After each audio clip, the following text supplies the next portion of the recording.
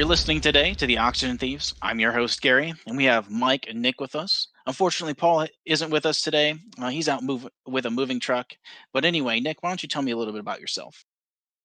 Yeah, I'm Nick. Been in law enforcement for approximately 8 years. Done a little bit of everything. Currently a supervisor. Yeah, just excited to get into it. Yes, and I'm Mike, prior service Army medic. Got a couple of deployments under my belt. Did some National Guard time. I'm Gary, prior service active duty Army infantry. Got a deployment to Afghanistan under my belt. Anyway, let's get into it. Today, we're going to be discussing a few bits of modern technology that's made its way into the public face, largely military today, but it's new enough that it's not widespread in the Army. And the first thing I'd like to talk about is the grenade. There's a huge change coming to the grenade world with the current grenade that was issued and the one that I have experience with, and presumably you do as well, Mike. It's just a standard spoon and pin. So you have a little thumb safety on the spoon. You pull the pin, you throw it, the spoon pops off, the fuse starts going off, and then it detonates afterwards. But this new grenade boasts two really big key things that I'd like to talk about. First is an adjustable timer. So, and this is an adjustable timer based with an electronic fuse, is how this is functioning. And I'm not sure I'm comfortable with it. With experience with the old grenades, the people in the movies always you see people cooking grenades off. I am not comfortable and was never comfortable cooking a grenade. It's between 3 and 5 seconds, I think, is what the fuse timer was. There is no way I'm cooking a live grenade. I practice cooking the practice grenades that have much higher timers, but not the live grenades. So anytime that was used, it was just go and throw. This particular one, like I said, has an adjustable timer. Yes, I had a good story that I was told by my first sergeant at basic training, and he's telling me about the first time that he threw a grenade in his first combat experience. He's telling me he was behind a tree, pulled a grenade out of his harness, and he pulled the pin, let go of the spoon. He's like, 1, 2, and he threw it. 3, 4, 5, 6, 7, 8, 9, 10. Shoot. And he pulled out another one and he had to throw that. And then that one went off. But it just didn't work. But it's just like the Army's notorious for doing cheapest bidder. So they don't necessarily like the current M67 grenade is a variable. They don't necessarily always consistent with their function. So it's just like they're going to go with a new grenade that is got a variable function to it. It's like, is this fuse going to work right? It's like if it's like The question adjustable. I So have there is an adjustable timer. If you have an adjustable timer, how are you doing that with an electronic fuse? Is that powered? Or is that driven by some kind of wind up with the adjustment on the timer? Or how is that driven in terms of power? If it's electronic, it has to have some kind of power in there. And if you're talking about a battery, like nobody wants to be changing batteries on grenades. I'll tell you that. People don't like changing batteries on optics and they run out, and you definitely don't want to be checking even more batteries if you can help it. But presumably this is not driven by a battery, I would say, for functionality's sake. But having that adjustable timer is an if it works as stated, being able to adjust that time, there's no question. It's down to the millisecond adjustment. Why you need that, I don't know, but that's a thing on it. And the next big thing about this grenade is that it's not just a regular fragmentation grenade. It has two adjustable modes. So it goes from a fragmentation grenade, which has a large kill radius. We're talking 15 meters. That means when it explodes, the outer shell is shredded and it throws the shrapnel everywhere around it. Then you have a concussion setting. And this presumably does not throw the outer shell outward. So it's only detonating an explosion inside of it, creating a shockwave that supposedly only has a 2 meter kill range instead. Um, I'm not confident in this either, just because if you're using the concussion side of things, realistically, when are you using one or the other? So when you're going to throw a grenade, this is still a lethal grenade, either setting, because it still has a kill range from the concussion wave. When are you going to use a fragmentation versus a concussion? I think that is a huge training point that's going to need to be had, because in my infantry eyes, if I'm throwing a grenade, I'm throwing it as a fragmentation grenade. The only time I would ever consider a concussion grenade is inside of a building that I'm inside of. And then why it would be something I would have to train myself to think of, because when I'm inside of a building, I would not want to throw a grenade if I'm still inside of it, because it's so, unless you're talking thick concrete or something like that, you'd want to be behind, because you don't want stuff flying through the walls and injuring you or your buddies there. Is that kind of how you're thinking as well there, Mike? Well, I also have, when you're in combat or under a high stress scenario like that, you lose kind of your higher thought functions. And so being able to be cognizant enough to set it correctly while in combat is not really going to be very good, very likely to be able to do that. To be able to, n- while under fire, to have the clarity of thought, to be able to decide which one you're going to do, or have the capability to do that, is questionable. I Because, like, as a medic, it's, when you're in a high stress situation, it's like you have to we have like simple mantras like uh, HABC, which hemorrhage, airway, breathing, circulation. So just very rudimentary patterns that we go over, because when it's high stress, you have to go to very simple rudimentary stuff, because your brain shuts down and you lose all kinds of higher thought functions when you're under extreme duress like that. And so having to sit there and fiddle with it to set it in that scenario where you have to throw a grenade, that's questionable to, I can agree with you there. Like I said, if I was throwing grenades, the biggest things that I would remember, something in a defensive position where you're trying to keep people away from you, or you're throwing them into somewhere where you don't really want to go without clearing it. And that's kind of where I wasn't sure. The last concussion grenade we had asbestos in it, so they stopped giving it issuing it out once they figured out that you're giving cancer to everybody around you, um, by the fumes of it or whatever.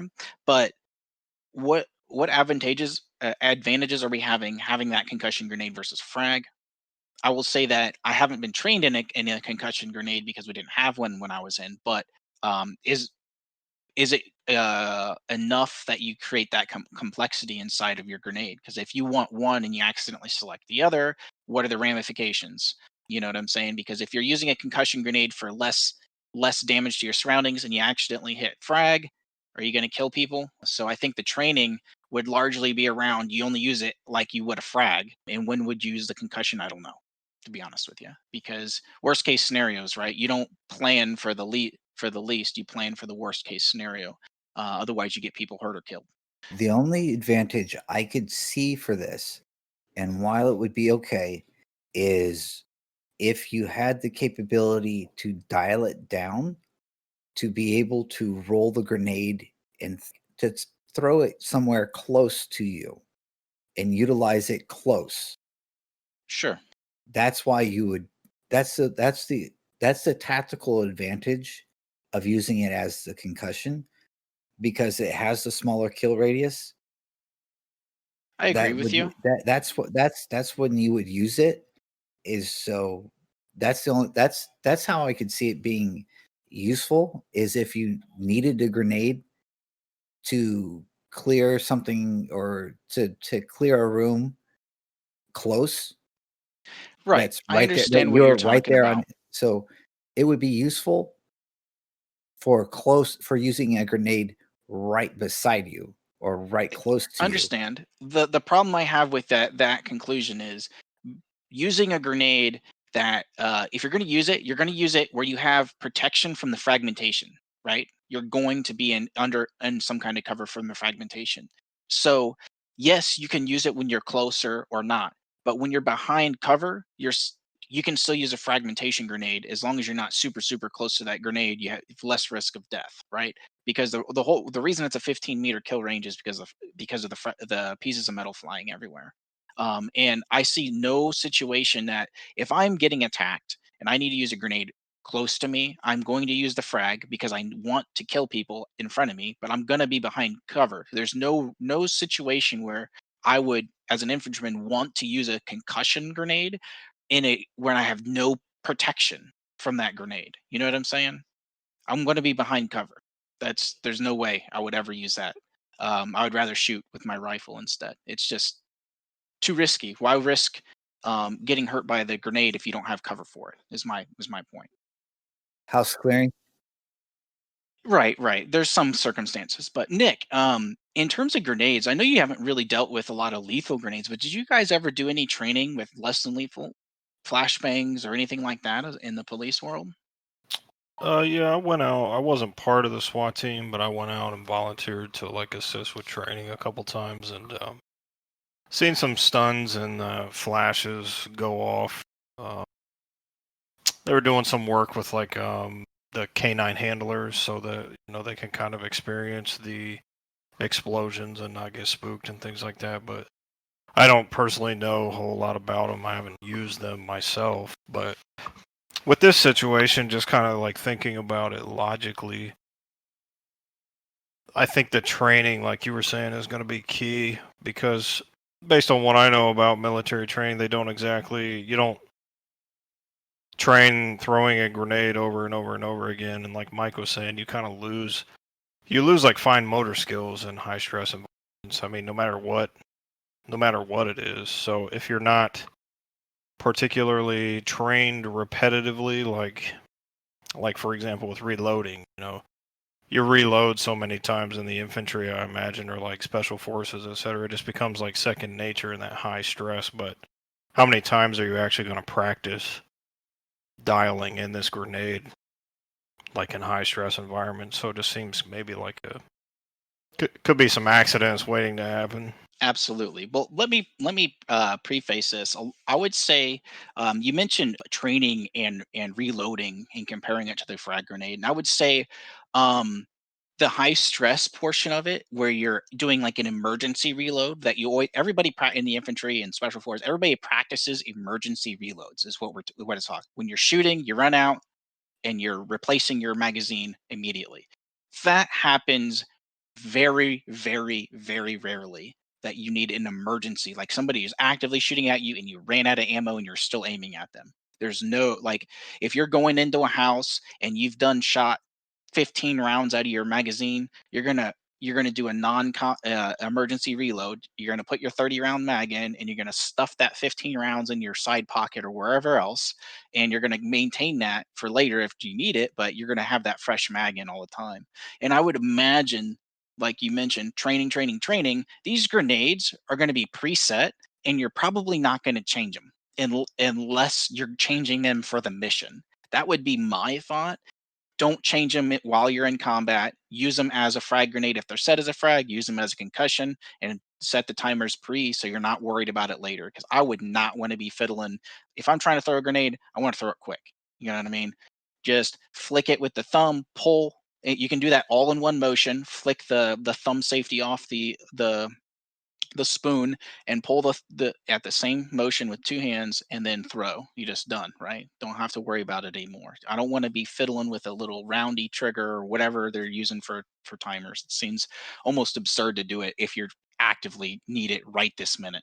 Like I said, very comparable to where emergency reloads and all that. Yeah, like I looked at the article, and I guess I would have to see like other than some company trying to sell the Army a piece of equipment, so that they can get a contract, I would have to understand like what the necessity is, have somebody actually explain where it's going to be useful. Because if it's just a tiny subset of circumstances, I don't really know what, the other grenades have been working fine for, 40, 50 years. So I can agree with you. The one thing I could say that this new grenade probably is advertising. I have not seen super details of it yet. Maybe they'll come out in the future, or they're out there and I just haven't found them yet. Is that it's probably a more reliable fuse, so you have less duds, and it's probably a more consistent fuel. For the explosion. So whatever they're using for the explosion is probably more consistent. That's the one of the big selling features I would imagine is that. Otherwise, you're talking about fancy doodads as an adjustment. If you're not talking about base quality increase and you're just talking about, oh, you can do frag or concussion and then adjustable timer, there's got to be something else in there. Might even be cheaper in on top of being consistent. It just kind of depends on how they're selling it. But outside of the grenade world, there along with this, there's a number of new things coming out in the army, or at least being tested and developed. They have three new rifles, and I know everybody that's interested in these new things. The Army's been trying to produce new rifles and new ideas on these rifles for years, and they've been unsuccessful and they've not implemented any of them. But there's three new competitors for a new rifle for the general infantry and general issue out there, and they, in my opinion, have much more of a likelihood of being implemented. And the three different ones are they all share some common features that the army wanted to train to or change to, and that's a 6.8 millimeter round over the 5.56. So you're talking, heavier ammo, but it's a much larger bullet. And I'm not sure about the case dimensions or anything like that because, as far as I can tell, the cases were allowed to be modified as the company wanted. They kind of, here we want this bullet, but you can kind of design your case around it and the rifle around that case or however you want to do it. And I found that was very interesting that they wanted to move to the 6.8 millimeter round itself because that has much different ballistics and effect on target than a standard 5.56 round.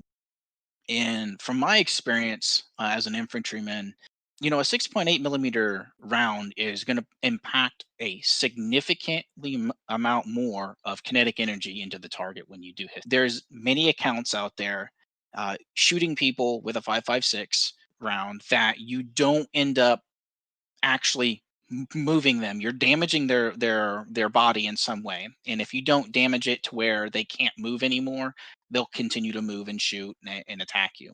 And whether that's because they're hopped up on opium or whatever, it doesn't really matter. If a 6.8 millimeter round is much more likely in a single or two rounds to put somebody out of commission, not only just through blunt force, that amount of kinetic energy on top of the bullet itself moving around.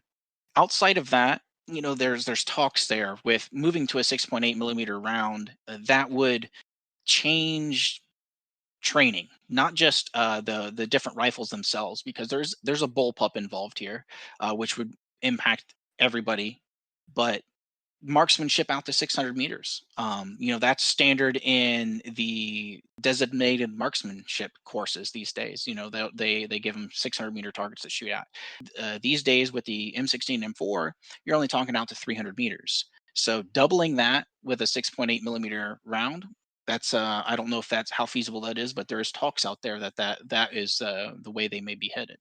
But anyway, one of the new things that did get confirmed was there's a scope, an optic that's going to go along with this program in some way. And it looks like they chose a Vortex branded optic that's completely brand new. It's not in existence, but one of the interesting things about it is they're starting to call these things um, not optics anymore. They're like fire control systems or something of that nature. And the reason they're starting to call these optics fire control systems is because specifically this optic, it has laser rangefinder in it, so you can laser something. Essentially, you press a button. For those of you that are not familiar, you press a button, and the optic understands how far away that target is when you laser it. So with automated systems, it'll be able to adjust for range because for the angle of the bullet drop. So it's magnifying like an ACOG, so you have that, but it also accounts for humidity, temperature, pressure, and all those features, and it gives you a disturbed reticle based on that. And for those of you that aren't familiar with disturbed reticles, it's used in jets in the movies and the video games. You see two reticles on the screen. You'll see one that they used for acquisition. So like that would be a standard optic on your rifle. It may be just an iron sights or that one major optic that it's a board to. The second reticle would be superimposed on your target, or superimposed into a location, sorry. And that would signify where you need to aim to hit that target. So that disturbed reticle would be following that target once you laser it.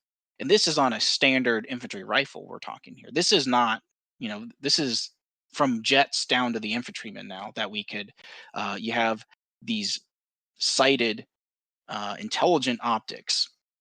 Now, do you guys have anything that you any comments on that? Mike, I'll Well, let you. I'll start with the the cartridge. Is the first part was that was with the cartridge. The caliber actually is a significant improvement with the 6.8 because it has, as you said, the larger caliber has a much with a heavier bullet weight. And that gives it higher armor penetration at a significantly further range is part of the improvement with it as well.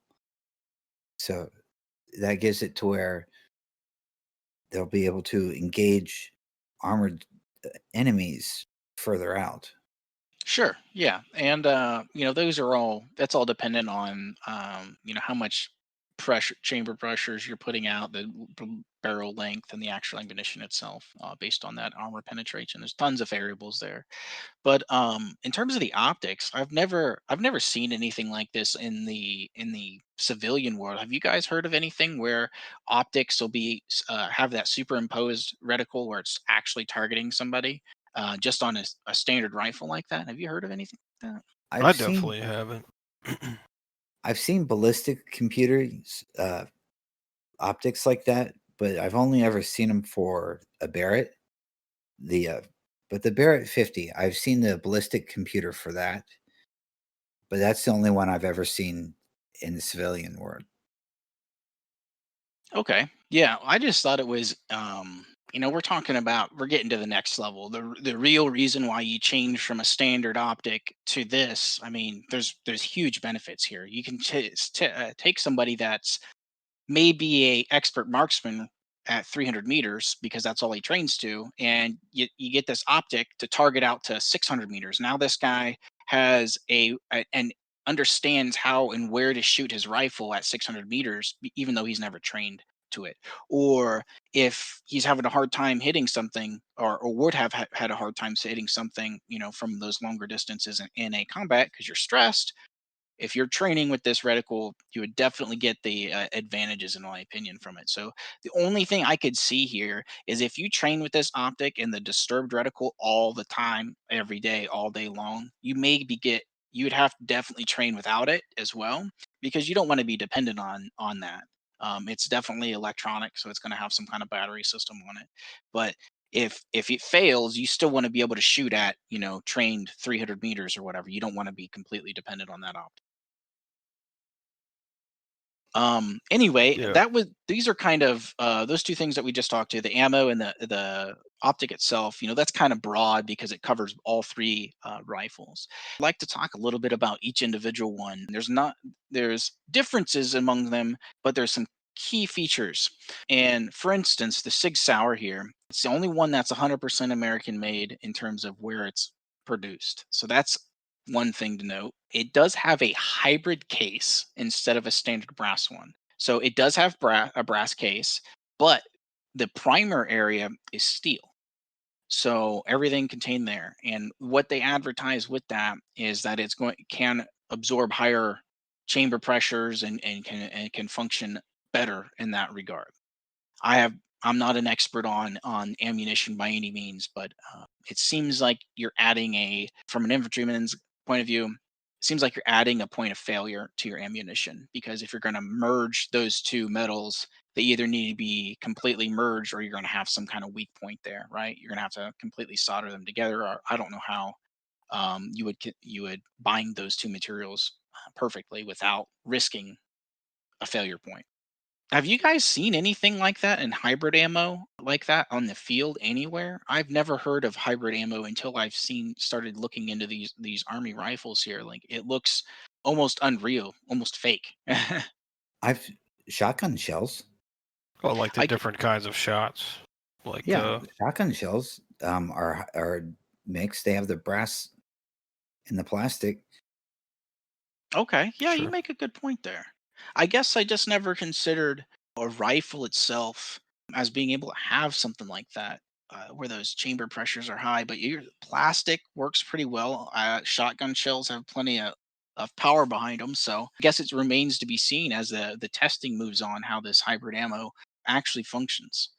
It is the 6 hour that we're talking about here with the hybrid ammo is very similar to the M16 or M4 platform in terms of functionality. So it's the closest out of all three.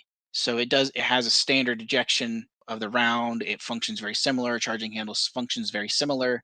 It's not a ton removed from this, other than this new ammunition style. It's pretty similar.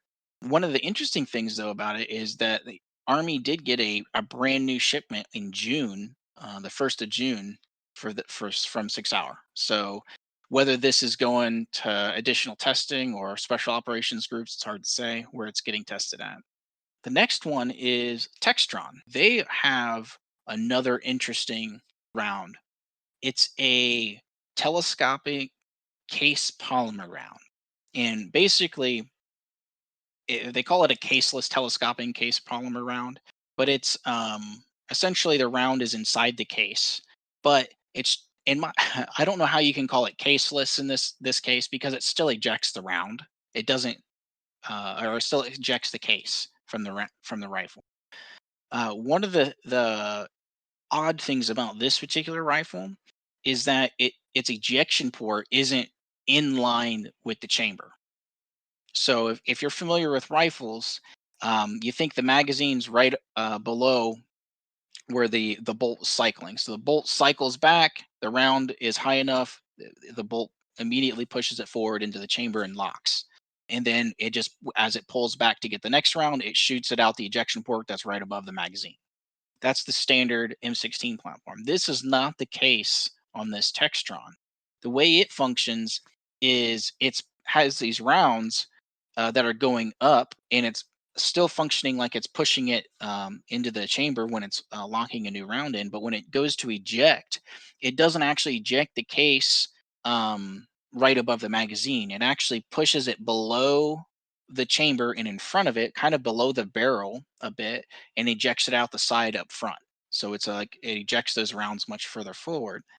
The What kind of benefits that has, I'm not 100% sure. As an infantryman, maybe less likely to get brass on people, but it's technically a polymer round, so it's not going to be shooting anything that's hot at you. W- What does that accomplish for me by being complicated like that? Because you got to think, if I'm an infantryman and I'm out in the field, I still got to clean my rifle, right? I'm not necessarily in combat cleaning my rifle, but I'll be cleaning my rifle every day. And the kind of guys that are cleaning rifles may not be able to to really work with the complexity that we're talking here, because you're talking about this bolt moving this round above and below. It's much more complicated than an M16. Whether that improves reliability, it's hard to say. Maybe the materials are just that much better. I looked at it, but was not able to decipher its action very well from the blueprints that I from the cross-section drawings that I got, I could find, I was not able to really piece it out very well. This is Right. the And bullpup, right? negative. This is it looks more like an M16 or an M4 that has the ejection port down and forward. That was the one. It's the Textron. It has Gotcha. yeah, the I believe it does not have a buffer spring inside the stock there either. So it's got a folding stock. Either way, I just thought it was a little outrageous to expect for myself. You have to completely change the training. That's a given, right? When you get a new rifle, you got to change your training.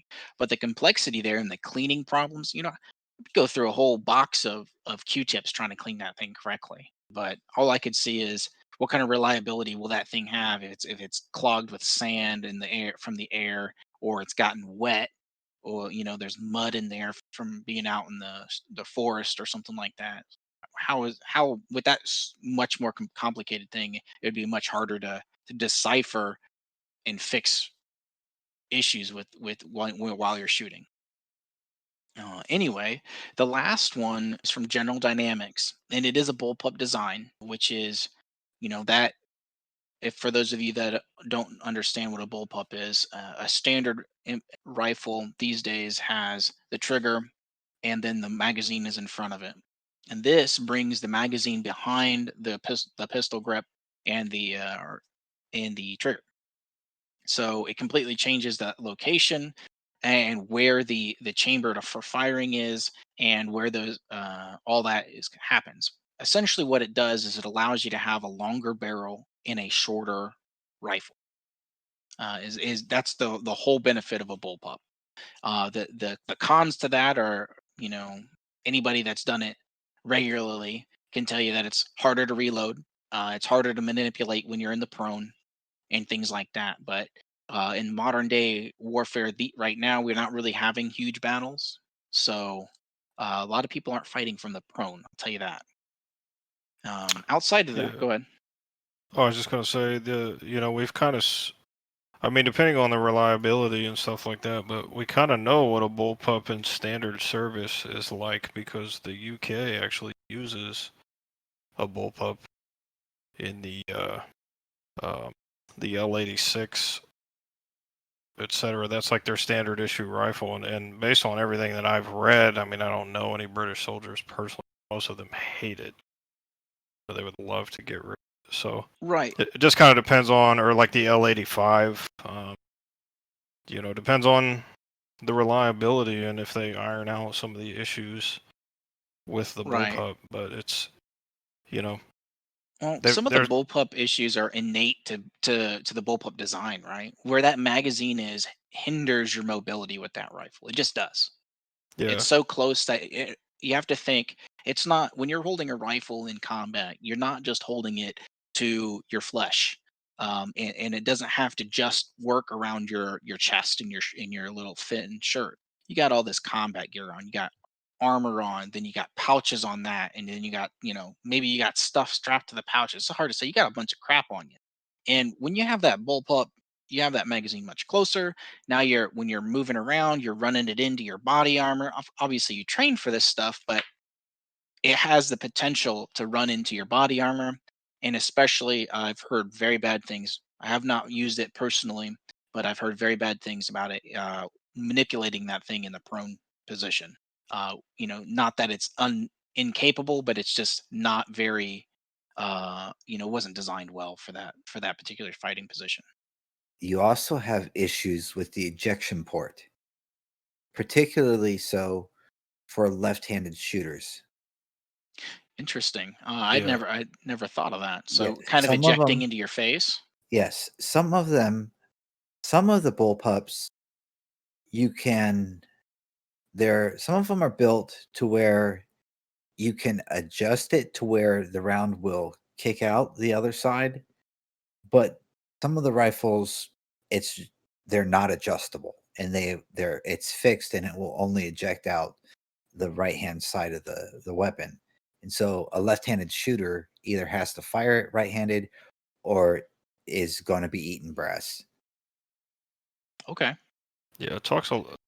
talks a lot about some stuff I was reading about how the ergonomics of the bullpups are just bad, and there's really no workaround. But there is an interesting take on the civilian application for a bullpup in that um, it's a convenient workaround for the National Firearms Act for SBRs or short-barreled rifles. So you can own a much shorter um, barreled rifle without wading through the regulations of the act to buy a bullpup. So that's something that people do.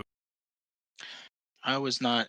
You mean shorter total rifle length, even though your barrel is still 16 inches. Well, I think because it doesn't actually have a stock, there's like weird provisions about the barrel itself can actually be shorter than a standard 16-inch Interesting. I'm barrel not without. familiar with that. I'd like to look into that to see what kind of how that affects things. Wording is like everything in that because they're doing a lot of things now with like you can buy a 10.5-inch barrel AR with a pistol brace.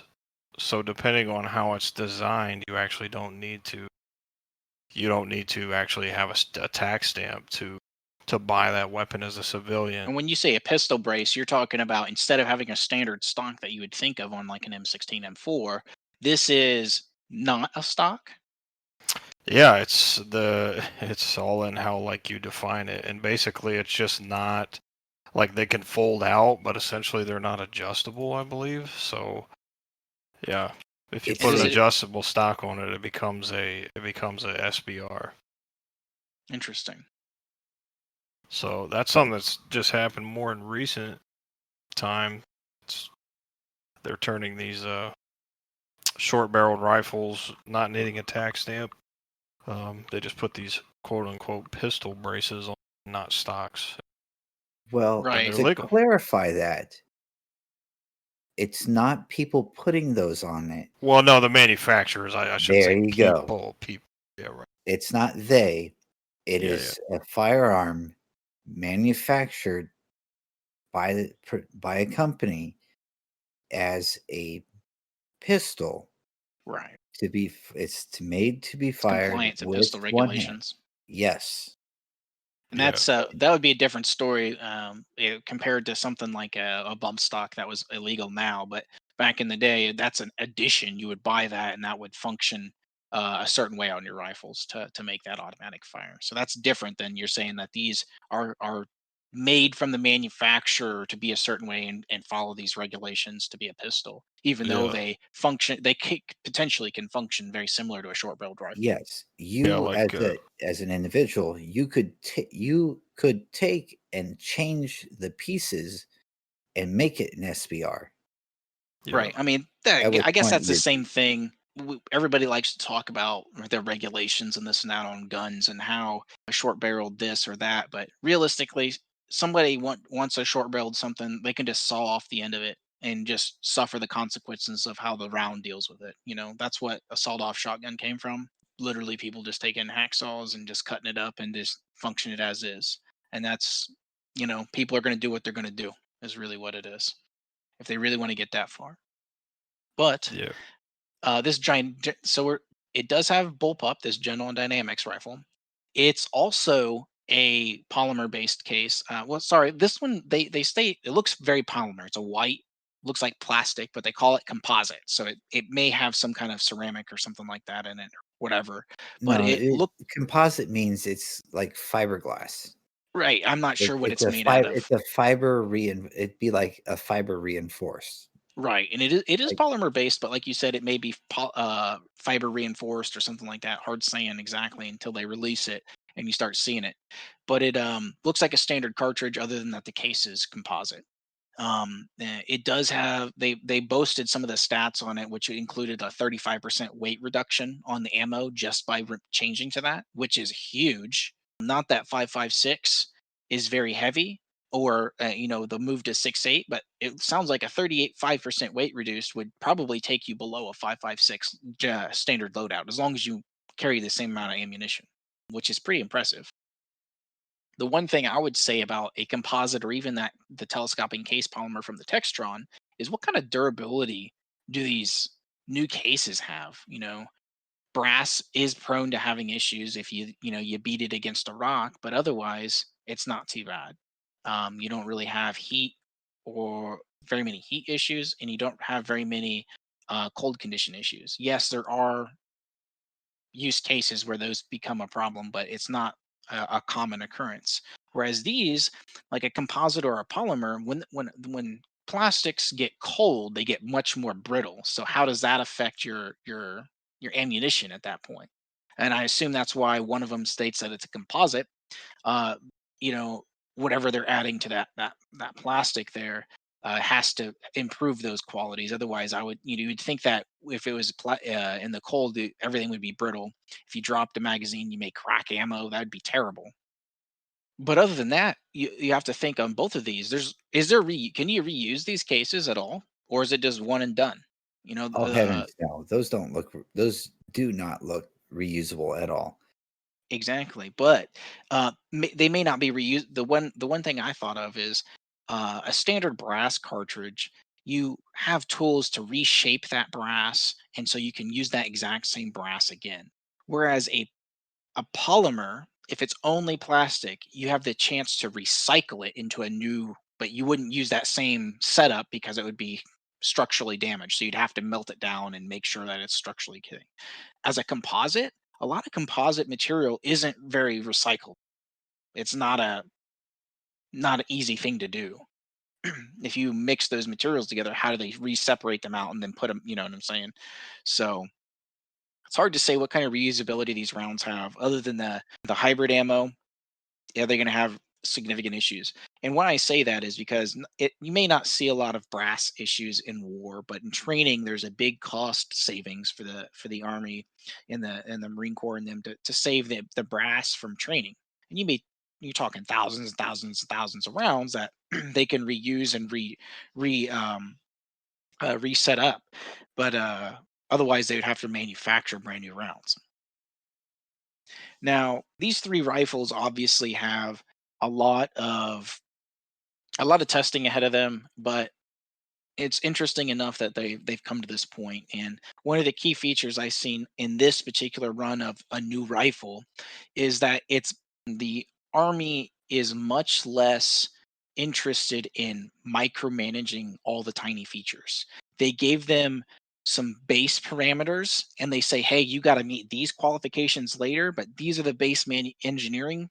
And if as long as you're good later on the testing, you're in for the run. So instead of coming to one rifle and micromanaging, hey, you need to change this and this and this and this, and really having that driving that cost up, they've allowed these three companies to kind of innovate on their own without micromanagement, which is something that the military is prone to do in vehicle development, uh, small arms, and everything. Is hyper micromanagement of this stuff. Now, the next thing that they've talked about here in upgrades is kind of getting away from the AT4. And for those of you that aren't familiar with the AT4 it is the go-to anti-tank man portable device. It's lightweight in it, but one of the key features of it is it's one and done. So you shoot it and it's non-recyclable. It's just over with, and that is what it is for the cost.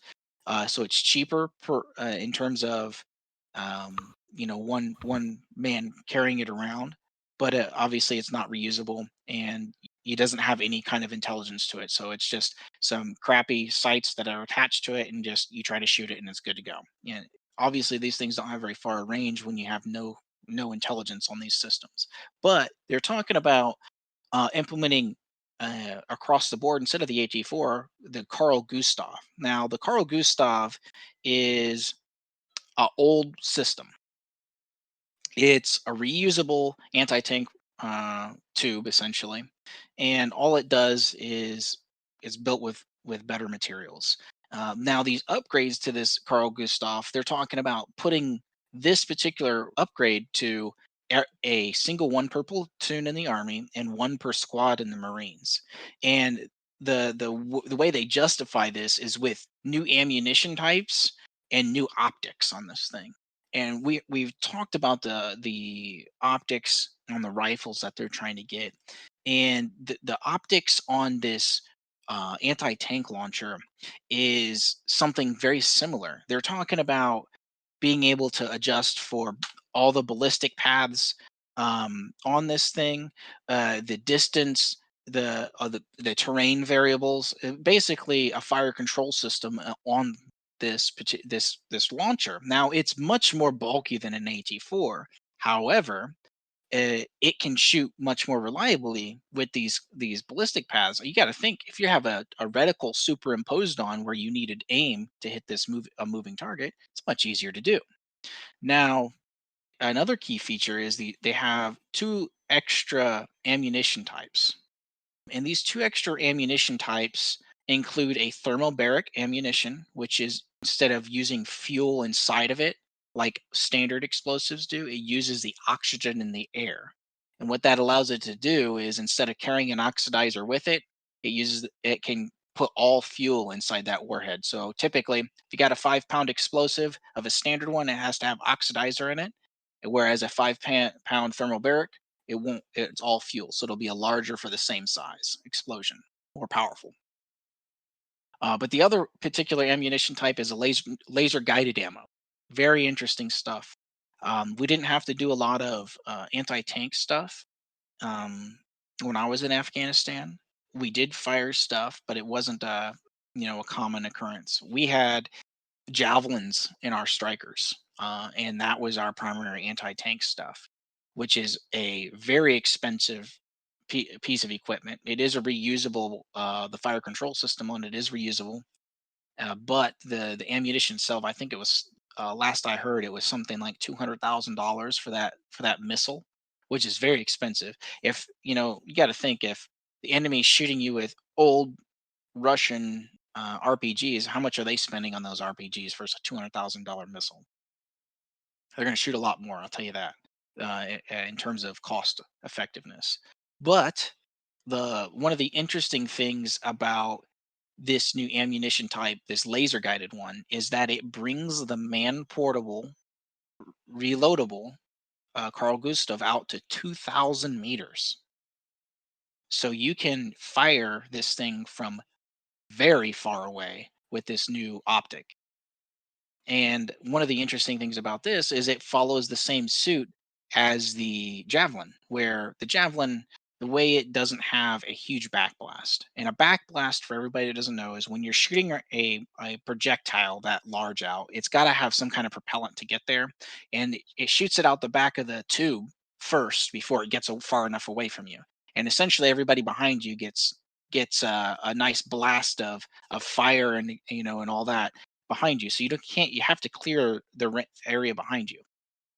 The way the javelin and this new laser guided ammunition changes is that it has a small ignition sequence where it shoots it out of the tube at a much, and then it ignites the primary propellant so it can go forward with a full blast afterwards. So it's away from you. And what that allows you to do is you can shoot it from inside. If you're inside of a building, you could shoot that ammunition out without hurting yourself or everybody around you. Whereas when you're shooting these other things, you definitely have a chance of hurting yourself or somebody around you because of the backblast. But the key feature outside of that low backblast area is the 2,000-meter effective range. The AT4 has nowhere near that, and the Javelin is much more of a hindrance in terms of weight and maneuverability. They advocate shooting it when you're sitting, uh, to be honest with you. So this Carl Gustav upgrades, and the idea of putting one in per platoon, I thought was a pretty interesting idea. Did you have much use of that, Mike, in the when you were deployed? Any of those anti-tank? Not for myself. No. The only rockets that we had were the ones that were on the Bradleys. There was the two rockets that were attached to the Bradley, and then that was the only ones that I can remember. If there was some stuff that were embedded with the combat arms guys, I didn't I didn't have hands on with it. We just Sure. yeah, the first deployment I can remember doing house entry stuff, and we did not have we didn't have those. Okay. Yeah, you probably. I mean, you got to think when the times that we were deployed, we weren't fighting a stand-up army by any means. So anti-tank stuff was not super prevalent. You'd use it against buildings and things like that, or maybe a vehicle occasionally, but primarily buildings when you're using these things. We were But primarily I was it was Iraq, and is primarily is urban operations, which is buildings and people and stuff. sure, sure. Now, really, the last thing I'd like to talk about in terms of technology today is the kind of switches gears from the army to the police. And this is a new technology that is kind of old in the same sense. It's called a police wrap. Nick, can you tell us a little bit more about this thing? Yeah, so we actually, the chief that we had prior to his departure at the beginning of the year looked at this technology, and it's a non-lethal bolo. I mean, essentially, if you think of like a Batman like bolo gun, it shoots out, a line that kind of spins, and wraps people up. So they specifically market it for people who are like in mental health crisis or a lot of situations that go bad, and you can kind of harmlessly like wrap someone up from a distance or from a semi-safe distance. It goes anywhere from, I think it said 15 to 25 feet or 10 to 25 feet. So I mean, it's not a huge range, but that's about all a taser will net you as well. But um, I just thought it was interesting because working in the hospital environment, I know at one point in time we had discussed, kind of some other things that we can use, especially people who are in mental health crisis. But I just thought it was interesting because police technology has kind of stagnated for a long time. Everybody knows about taser, pepper spray, guns, batons. I mean, other than tasers, it's kind of been the same old thing for a very long time. So it was interesting to see some stuff kind of emerge on the market. I would have to see it in action. I don't have any personal experience with it, but it would be interesting to kind of see what it can do and what the effectiveness is and what Sure. some of the drawbacks are. Yeah, and to clarify, when we're talking about a bolo here, it's essentially two bowls connected with a chain of some sort. And in history, you can see them as far back as when they're shooting out of cannons, they'd shoot them at sails and stuff like that to try to wrap it up and to do more damage with these things. But this case, the objective here with this non less than lethal or presumably non-lethal system is to ensnare somebody to instead of doing it's not a pain compliance like a taser where it's so much pain and your body just forcibly stops. This is trying to wrap you up, entangle you in something almost like a net, but just a smaller system, where it's trying to entangle you up so you can't move or move anymore. Yeah, yeah. They kind of show some demos where like more than one guy might shoot one, and it's like one will get the legs and somebody on the upper body, and essentially like wrap somebody up like I don't even know, like a Scooby Doo cartoon. It's Yeah, well, just they're talking about it as advertised even as a remote handcuffs where you can completely immobilize somebody if you shoot them with two or three of these things. Uh, you're essentially hog tying them without hog tying them, right? yeah. I would like to see it on like a full kind of like a lot of the demos I've seen don't really show like a situation that is like at a high level, like somebody actually sprinting, let's say, A and they're realistic scenario. yeah, I want to somebody's not just standing there kind of being a dummy and getting shot with it or just very gingerly jogging because that's really not Right.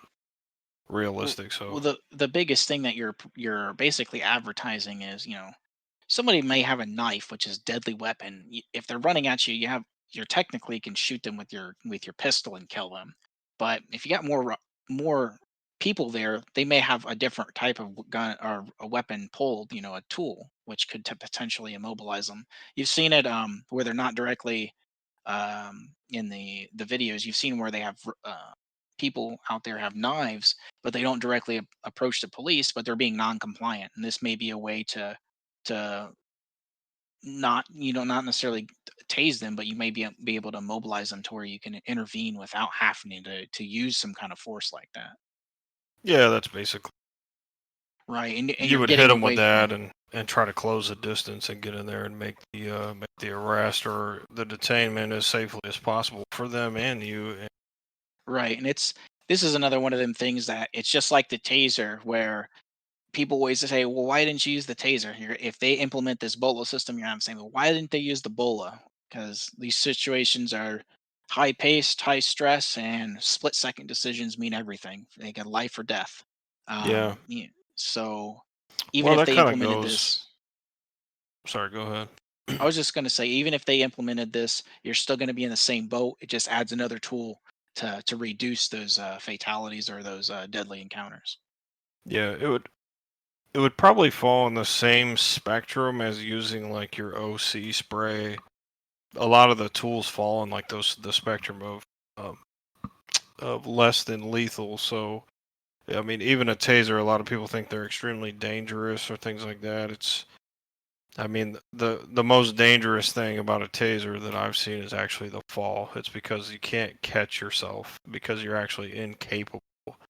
Um, it's intramuscular, which makes you seize up. So that's one benefit I see of this. Even though they'd fall in the same spectrum, if you're running or not complying, that at least you could still use your hands if somebody didn't do the upper body thing to where you could catch yourself falling. Reduce those residual injuries.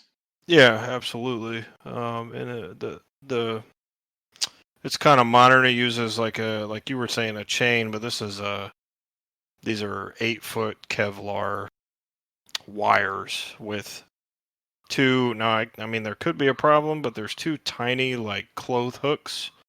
So when they wrap, it kind of like hooks into fabric or something. So I mean, I could see that somebody getting poked, but I mean, it's better than an alternative where You get shot. you have to escalate it. But Well, that's why I prefaced that. I said, presumably it's less than lethal, but it may be, non-lethal option. Technically, it's not designed to kill somebody or injure somebody permanently, but in the nature, just same thing like a taser or anything else, or even probably OC spray, you may get injured in a way during that process.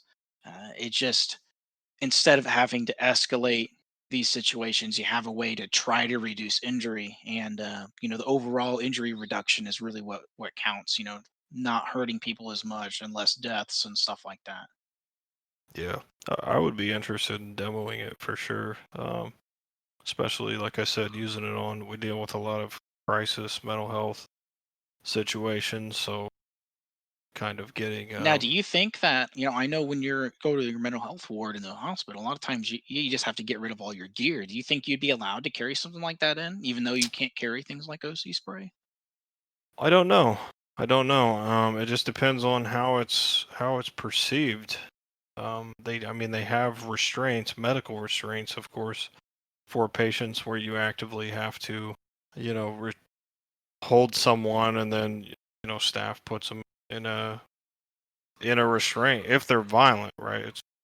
If it's a situation that's just it's for their safety and for everybody else's safety. Now we are getting what they call the restraint chair, where it's kind of a they used to have one prior to my time there, but it allows somebody to actually be seated in a chair and get restrained, um, which is a little more humane than putting somebody on their back and having to strap them down to bed. It just makes it easier for people to breathe and things like that. Yeah, absolutely. And I haven't seen much of it other than the demos. And if you guys if you get more information about it or get to demo it, just let me know for sure. I'd like to hear and share with everybody because this thing looks like an interesting tool for the police kit. Yeah, Obviously, reliability and testing and all that's got to go with Yeah, for it sure. definitely looks like it'd be a fun toy to play with too. it. I said it'd be like jokingly for like my toddlers, just don't calm down. Just wrap No, you I up. got to do a less lethal training course, so this would have been fun to have included with it. Yeah, yeah. Like I said, Yeah. I'd like to see it in action against somebody who's actively trying to like avoid the outcome there, like how easy it'd be for him to get out if they're at a full sprint, because your gate's going to be long, you know. And I mean, 8 foot should technically be enough. Is it going to trip up people that are pretty agile? So Right. And well, you're talking about at that point projectile speeds and how fast is it actually shooting? Because, if it's slow, then you're going to have a whole lot of different problems. And then when it's fast, you have other problems to deal with yeah, um, so it's at the about same time. 500 feet per second. So that's a good click for a Kevlar Yeah, wire. absolutely. And I'm thinking about it being a Kevlar wire and having potential barbs on the thing. How What kind of residual injuries do you have? That's going to have to be something that's tested, just like the taser. There's residual issues in there potentially, Sure. not only from falling or whatever, how your body responds to that. But anyway, gentlemen, I'm going to wrap this up for today, and we'll be back next week with more information about current events, more so than the technology that we did today. Thanks for listening. Check us out on Twitter at Oxygen Podcast and look out for future social media editions on top of that. We'll be back next week for more on police and military deaths.